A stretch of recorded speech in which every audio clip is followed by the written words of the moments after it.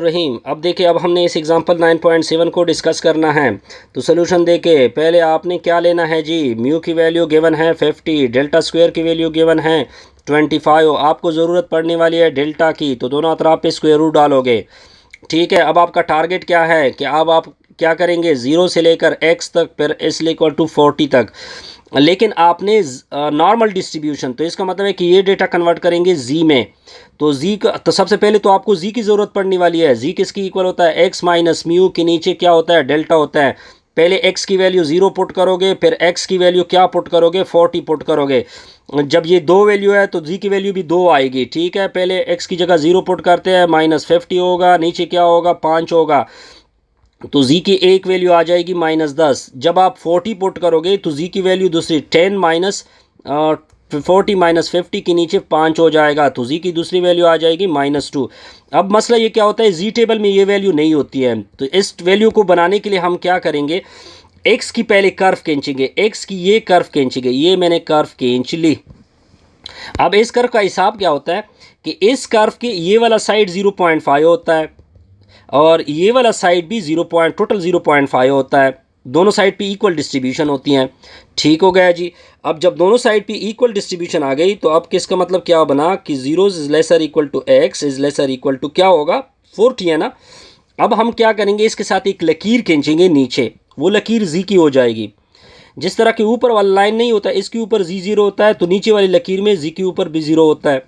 यहाँ तक point clear होगा।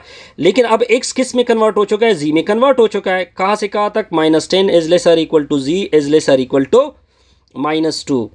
अब देखे ना, ये टेबल में नहीं है। इसको टेबल में बनाने के लिए क्या करेंगे, अब आप क्या करोगे, टेबल में बनाने के लिए क्या करेंगे, अब आप इस तरह हिसाब करेंगे, मैं बता सकता हूँ आपको।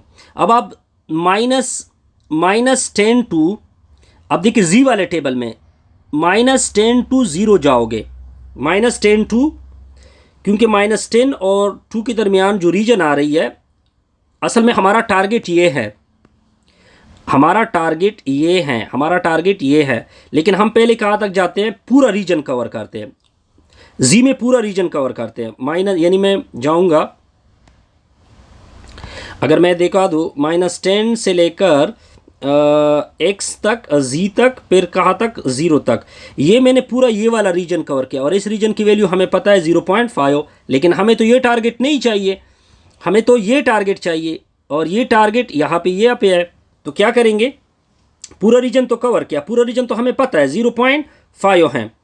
अब पूरी रीजन से मैं क्या रीजन निकालूंगा, ये वाला रीजन निकालना है मैंने, ये वाला रीजन मैंने क्या करना है, निकालना है। तो क्या करेंगे सर, लिखेंगे P -10 lesser equal to Z lesser equal to 0। वो मैं निकालूंगा कौन सा रीजन, ये नीचे वाला रीजन, यानी -2 टू 0 वाला रीजन। अगर मैं ये रीजन निकाल दूँ, अगर मैं ये रीजन स्किप कर दूँ तो ये रीजन आ जाएगी। ठीक हो गया जी। और यानी -2 is lesser equal to Z और लेसर इक्वल टू 0। अब ये पूरी रीजन क्या है, 0.5 है, ये पूरी रीजन क्या है, 0.5 आ गई। अब देखते जाइए, अब आप क्या करोगे, यहाँ पे बस नोट करने वाली चीज़ क्या है।